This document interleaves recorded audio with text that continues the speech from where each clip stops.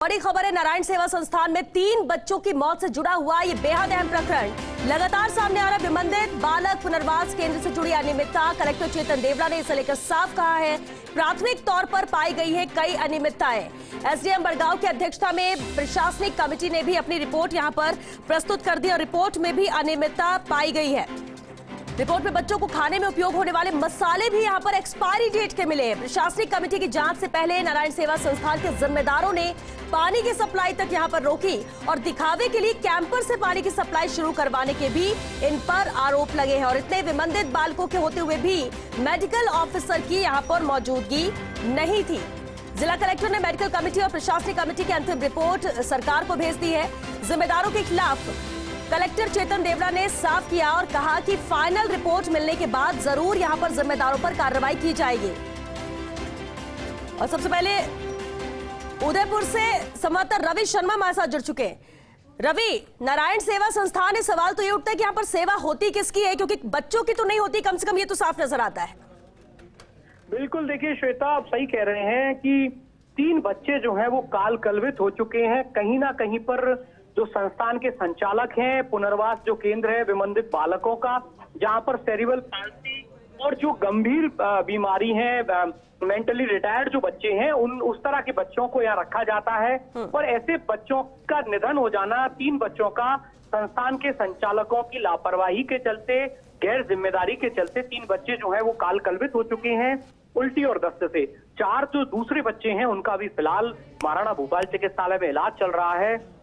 सबसे बड़ी बात यह कि इस पूरे मामले को ढकने की जबरदस्त कोशिशें की गई संस्थान के द्वारा, लेकिन जब मामला सामने आया उसके बाद में जिला प्रशासन एक्टिव हुआ है। जिला कलेक्टर चेतन देवड़ा खुद गए थे इस पूरे घटनाक्रम का मुआयना करने और उन्होंने 2 कमेटियां बनाई श्वेता। पहली कमेटी मेडिकल कमेटी थी जिसकी अध्यक्षता सीएमएचओ को दी गई और दूसरी कमेटी प्रशासनिक समिति जो है जिसमें कि एसडीएम बड़गांव जो है उनको उसका कन्वीनर बनाया गया। और दोनों कमेटियों की अंतरिम रिपोर्ट जो है वो जिला कलेक्टर के पास आ चुकी हैं। मेडिकल कमेटी ने कई सारी अनियमितताएं पाई जिसमें कि पानी अशुद्ध मिला, इकोलाई बैक्टीरिया पानी में पाया गया, जो बोरवेल और जो सीवरेज की जो लाइनें हैं वो काफी करीब पाई गई, मेडिकल नर्सिंग स्टाफ जो है वो कम था। दूसरी तरफ जो प्रशासनिक समिति है उसने भी जिला कलेक्टर को अपनी रिपोर्ट जो है वो प्रस्तुत कर दी है, उसमें भी कई अनियमितताएं। और सबसे बड़ी अनियमितता श्वेता जी ये कि जो मसाला इस्तेमाल होता है खाना बनाने में, इन बच्चों के लिए जो विमंदित बच्चे हैं, सेरेब्रल पाल्सी जैसी बीमारी के पीड़ित हैं, उन बच्चों को जो मसाला इस्तेमाल किया जा रहा था खाना बनाने में वो एक्सपायरी डेट का मिला। मेडिकल ऑफिसर की नियुक्ति वहां पर होनी चाहिए थी, मेडिकल ऑफिसर नहीं था।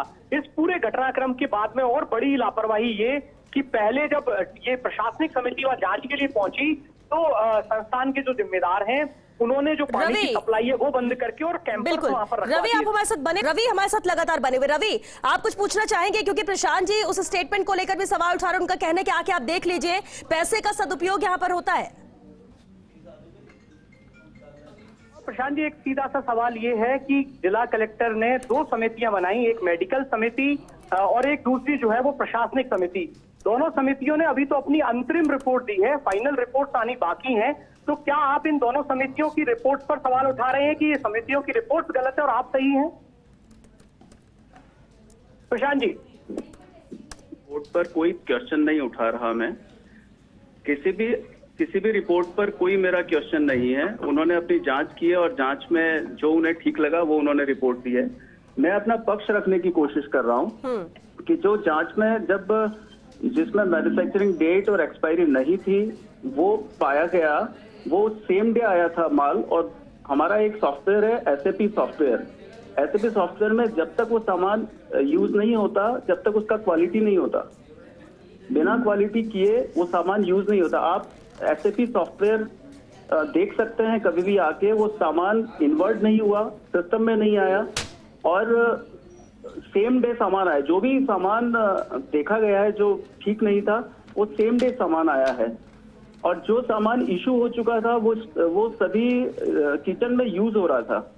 प्रशांत जी, एक और सवाल, ये जो 3 बच्चों की मौत, जिनकी मौत हो चुकी है, जो आज हमारे बीच नहीं है, जिनके अभिभावक थे आप, उन मौतों को लेकर आपका क्या कहना है? आखिर उनमें कहीं ना कहीं तो लापरवाही हुई होगी जिसकी वजह से वो बच्चे जो हैं आज हमारे बीच नहीं है। क्या किसकी जिम्मेदारी तय करेंगे? क्योंकि प्रशासनिक समिति, मेडिकल समितियां वहां पर ये मान रही हैं कि कहीं ना कहीं पर लापरवाही हुई है। पानी में पानी जो है वो अशुद्ध था, ई कोलाई बैक्टीरिया उसमें था। प्रशासनिक समिति ने भी माना कि मेडिकल ऑफिसर की नियुक्ति नहीं थी वहां पर, जबकि इतने सारे बच्चे वहां पर हैं। तो ये जो मौत जो हुई है, जो डेथ हुई है, उनका आखिर अल्टीमेटली आप जिम्मेदार आप किन्हें मानते हैं? आपकी रिपोर्ट क्या कहती है? देखिए, जो मैंने आपको निवेदन किया कि पानी हम लोग भी वही इस्तेमाल करते हैं जो आरओ से फिल्टर होकर आता है, और हमें नहीं पता था कि इसमें ई कोलाई बैक्टीरिया है। अगर हमें पता होता तो वो पानी पीने के किसी भी व्यक्ति के काम नहीं आता।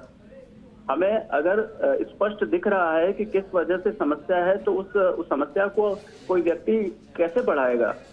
तो पानी का जहां तक प्रश्न है, हमें पता लगा, तो जैसे ही हमें पता लगा उसके बाद हमने सभी तरह की एहतियात की। हमने तो ये सोचा कि उस पूरे परिसर को खाली करके किसी और परिसर में बच्चों को इसलिए रखा जाए कि पानी, भोजन, वातावरण, किस वजह से ये समस्या हो रही है। एक्चुअल में वहाँ 300 बच्चे हैं, जितने भी दूसरे बच्चे हैं वो ठीक हैं, और एमआर होम के बच्चों पे प्रभाव हो रहा है। और एमआर होम के बच्चों पे जो भोजन आ रहा है, जो पानी आ रहा है, वो कैसा आ रहा है, उसकी हमने जांच की। ठीक है प्रशांत जी, सीएमएचओ साहब ने पाया कि इसमें ई कोली बैक्टीरिया है, तो हमने तुरंत वो सब एहतियात किए। ठीक है प्रशांत जी, आपने कहा एहतियात के तौर पर किया गया, लेकिन 3 बच्चों की मौत हुई, 4 बच्चों का उपचार अभी भी अस्पताल में जारी है जिनकी तबीयत बिगड़ी। उसके बाद क्या किसी बच्चे की तबीयत खराब हुई? और क्या अभी जिस तरह से रीजन आप बता रहे कि ये वजह थी, आपने कहा कि आप शिफ्ट कर रहे हैं बच्चों को, क्या अभी भी दिक्कतें वहां पर हो रही हैं? आप लोगों की तरफ से अब क्या किया जा रहा है? सिर्फ पानी का अरेंजमेंट कर देना एहतियात के तौर पर ही तो काफी नहीं है? देखिए, अभी मैंने आपको बताया कि सरकार की नौकरी के लिए बहुत सारे बच्चों ने आवेदन दिए जो नर्सिंग के थे, तो नर्सिंग स्टाफ की कमी हो गई थी, जिसे हमने पूर्ति कर ली है। डॉक्टर्स हमने रख लिए हैं। वैसे जो पेडिट्रिशियन होता है, शिशु रोग विशेषज्ञ, वो बहुत कम अवेलेबल होते हैं। कई बार हमने कोशिश की लेकिन नहीं मिले, तो हमने एमबीबीएस डॉक्टर जो 8-8 घंटे में तीनों शिफ्ट में जॉब देंगे, वो वहाँ रख लिए गए हैं। पानी ठीक कर लिया गया है, भोजन अच्छा जा रहा है, किसी तरह की कोई समस्या अब हमें प्रतीत नहीं होती कि कुछ संभावना ऐसी नहीं बनती कि कुछ और। ठीक है प्रशांत जी, अभी जब हम आपसे जानकारी ले रहे थे और आपने सबसे शुरुआत में एक बात कही, जब फंड को लेकर बात हुई, आपने कहा कि फंड कहां से आता है ये सब साफ सामने है और उसका इस्तेमाल भी बेहतर तरीके से करते हैं। आपने कहा आप आके देख सकते हैं, क्योंकि रवि भी हमारे साथ बने हुए हैं। प्रशांत जी, जो 2 रिपोर्ट आती है और दोनों रिपोर्ट में अनियमितताएं पाई जाती है, यानी कि कहीं ना कहीं व्यवस्थाओं में गड़बड़ी है, ये तो मानेंगे? अगर सब कुछ ठीक होता तो रिपोर्ट भी आती ना एकदम साफ सुथरी कि सब कुछ यहाँ पर ठीक है। देखिए मैडम, जो व्यक्ति काम करता है उससे गलतियां होना स्वाभाविक है, उससे कुछ कमियां होना स्वाभाविक है। वो कमियां बताई जाती है तो उसे रेक्टिफाई कर लिया जाता है। हम लोग भी कोशिश कर रहे हैं कि किसी भी प्रकार की कमी वहां उस परिसर में आगे नहीं रहे। जो जांच कमेटी ने जो भी रिपोर्ट दी है उसको हम बहुत पॉजिटिव लेकर उस पर काम कर रहे हैं। लेकिन प्रशांत जी, मेरा एक सवाल ये है कि हम संवेदनशील तब क्यों होते हैं जब कुछ बच्चों की मौत हो जाती है? क्या हमारी संवेदनशीलता हमेशा के लिए 100% नहीं हो सकती? देखिए, संस्थान 36 वर्षों से चल रहा है। मेरा रिक्वेस्ट ये है, बिल्कुल संवेदनशील होना ही चाहिए। संवेदनशील व्यक्ति ही सेवा के क्षेत्र में आता है। जिसका हृदय पत्थर का होता है वो इस क्षेत्र में नहीं आता। रवि जी, सेवा का क्षेत्र तो संवेदनशील लोगों का ही क्षेत्र है। और अगर ये सब कमियां हमारे क्लेरिकल ये मान सकते हैं कि ये मानवीय भूल मान सकते हैं कि पानी की जांच हमें 6 महीने पहले कराई थी तो वो पोर्टेबल वाटर था, उसके बाद हमने जांच नहीं कराई।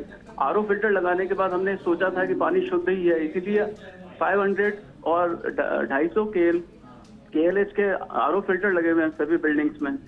मतलब कोशिश हमने की है, लेकिन कमियां जरूर रही है और उन कमियों को हम दूर कर रहे हैं। लेकिन ये इंटेंशनली हमने कमियां नहीं रखी है, ये मानवीय भूलवश कमियां रह गई तो उसको हम दूर कर रहे हैं, लगातार दूर कर रहे हैं। कब तक ठीक होगा प्रशांत जी? आपने कहा कि दूर कर रहे हैं और व्यक्ति से गलतियां हो जाती हैं, ठीक है, लेकिन जब जिंदगी पर भारी पड़ती है वो भी बच्चों की, तब फिर माफ करना भी मुश्किल होता है, इसे भूलना भी मुश्किल होता है, और लाभ सफाई दी जाए तो भी सवाल उस पर उठते ही हैं। अब क्योंकि सब चीजें सामने आ चुकी है, जांच भी यहाँ पर जारी है, कार्रवाई क्या होगी रिपोर्ट के आधार पर वो बात की बात है, लेकिन आप लोगों के स्तर पर क्या किया जा रहा है ताकि फिर सवाल ना उठे, आने वाले वक्त में इस तरह की घटना दोबारा कभी ना हो?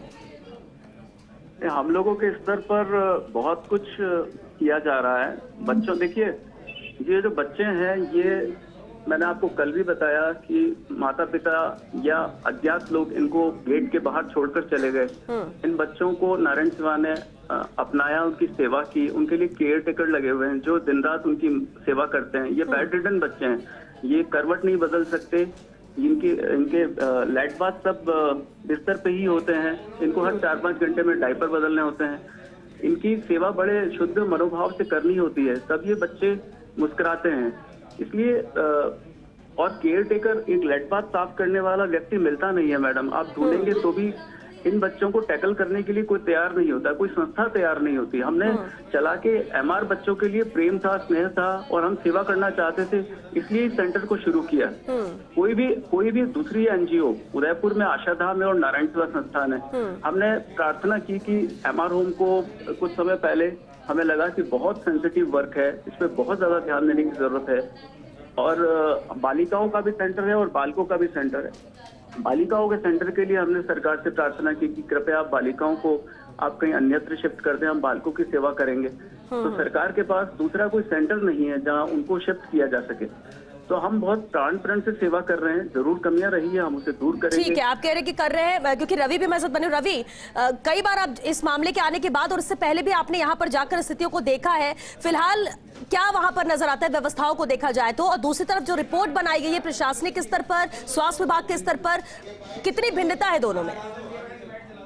बिल्कुल, देखिए श्वेता, सबसे बड़ी बात यह है कि जो दोनों कमेटियां जो कि जिला कलेक्टर के स्तर पर तय की गई थी, जिनकी रिपोर्ट को राज्य सरकार के पटल पर भी रखा जाना है और भेजा जा चुका है। हालांकि ये अंतरिम रिपोर्ट है, अभी फूड के सैंपल्स की रिपोर्ट आना बाकी है, बिस्तरा रिपोर्ट आना बाकी है, तो बहुत सारी चीजें और सामने आ जाएंगी। लेकिन सबसे बड़ा सवाल श्वेता ये कि अगर कोई हम जिम्मेदारी उठाने जाते हैं, अगर हम कोई जिम्मेदारी का निर्वहन करना चाहते हैं, तो फिर हमारे पास में कोई उसका अगर हम निर्वहन नहीं कर पाते तो कोई एक्सक्यूज नहीं हो सकता। सबसे बड़ा सवाल सिर्फ यही है कि क्या लापरवाहियां रही हैं, जो बच्चे मरे हैं आखिर उनकी मौत का जिम्मेदार कौन होगा? क्योंकि भारतीय संविधान कहता है कि अगर किसी भी बच्चे की मौत हुई है और अगर कौन उसके लिए जिम्मेदार है, अगर सीधे तौर पर कोई जिम्मेदार है तो ठीक, अन्यथा गैर इरादतन हत्या तक का मामला जो है वो भी सामने, वो उसका भी प्रावधान है। तो आखिर सबसे बड़ा सवाल ये कि 1, 2 नहीं 3 बच्चे जो हैं आज हमारे बीच नहीं है, वो चाहे निराश्रित थे चाहे जो भी थे, लेकिन थे वो हमारे ही समाज का, हमारे ही देश का हिस्सा। तो आखिर उनकी मौत का जिम्मेदार कौन होगा, इस बात को तय किया जाना बहुत जरूरी है, ताकि सिर्फ यही नहीं पूरे देश में एक मिसाल कायम हो और आने वाले समय में जो भी संस्थान है वो और ज्यादा जिम्मेदारी के साथ में ये अहम बात आपने कही। और प्रशांत अग्रवाल जी, जिस तरह से आपने बातें कही, अनियमितता या गड़बड़ी हो जाती है, गलती हो जाती है इंसान से, लेकिन अब दोबारा ना हो ये उम्मीद हम करते हैं नारायण सेवा संस्थान से। और इस मामले में खैर रिपोर्ट भी सबमिट की जा रही है, कार्रवाई भी इसे लेकर की जा रही है और आने वाले वक्त में एक्शन भी सख्त लिया जा सकता है। लेकिन उम्मीद यही करते हैं कि कम से कम इन बच्चों की जिंदगी के साथ खिलवाड़ ना हो, अनियमितता जो नजर आ रही है उसे दूर किया जाए और ऐसी शिकायतें दोबारा ना हो। प्रशांत जी, ये जरूर उम्मीद फर्स्ट इंडिया भी करता है नारायण सेवा संस्थान से। फिलहाल बहुत शुक्रिया प्रशांत अग्रवाल जी और रवि शर्मा, आप दोनों का ही इस पूरी बातचीत के लिए। बेहद अहम प्रकरण था, कार्रवाई हालांकि जारी है, जांच रिपोर्ट सौंपी गई है। जो बच्चे बीमार हुए, पहला बच्चा 18 तारीख को बीमार हुआ था, उसके बाद से अब तक 9 बच्चे कुल बीमार हुए हैं। वहाँ 3 जो हाउस हैं, एमआरसीपी हाउस में 49 बच्चों को रखा हुआ है, उनमें से 9 बच्चे अब तक बीमार हुए हैं। एक बच्चा 18 तारीख को बीमार हुआ था, 19 तारीख को मॉर्निंग में जब उसको लाया गया था वो ब्रॉड डेड था। उसके बाद 2 बच्चे अस्पताल में उपचार के दौरान उनकी मृत्यु हुई, 2 बच्चों को उपचार के बाद छुट्टी दे दी गई थी और 4 बच्चे अभी भी हॉस्पिटल में उपचाराधीन हैं जिनका इलाज चल रहा है। इस पूरे प्रकरण की जानकारी मिलने पर मैं खुद मौके पे गया, मैं अस्पताल में भी गया, नारायण सेवा संस्थान भी गया और उनकी सारी व्यवस्थाओं का जायजा भी लिया। और उसके बाद मैंने एक टीम गठित की, मेडिकल टीम सीएमएचओ की अध्यक्षता में, जिसमें आरएनटी मेडिकल कॉलेज के 3 मेडिसिन के हेड थे, एक शिशु औषध के हेड थे, मेडिकल जूरिस्ट के हेड थे, एक हमारे उपनिदेशक सामाजिक न्याय अधिकारिता विभाग थे। 5 लोगों की हमने कमेटी गठित की। उनकी इंटरिम रिपोर्ट प्राप्त हो गई है, क्योंकि अभी जो पोस्टमार्टम हुआ था उनकी फाइनल रिपोर्ट विसरा की नहीं आई है।